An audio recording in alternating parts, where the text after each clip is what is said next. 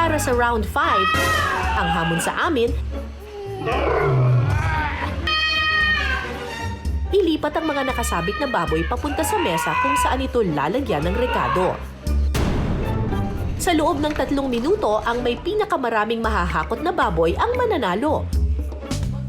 Pero teka, ang isa kong kasama, hindi pa nagsisimula ang challenge, may panawagan na agad? Nakakain ng lechon ngayong holiday, i-boycott! Ay, boycott!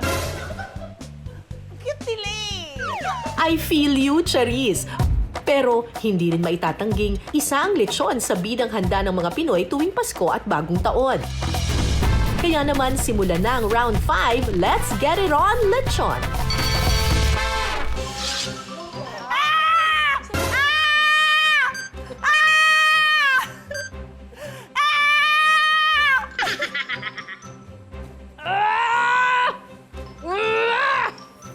Wow, dalawa!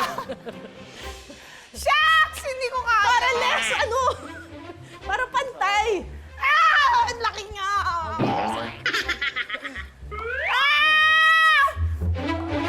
Ayoko!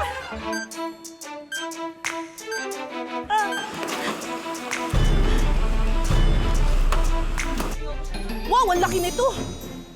Akala ko ba biik? Parang dalaga na to. Sabi ko, di ba, anak, huwag na maglaro sa labas. Matigas ang ulo mo eh. Maya-maya pa, Ay! Teka! Ba't parang may boses? Nagsasalita ba? Parang, grabe siya oh, parang anak niya lang yun.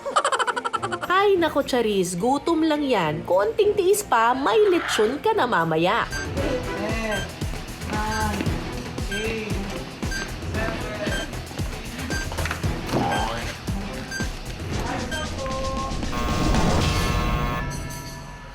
Okay, J.E., bilangin niyo na po.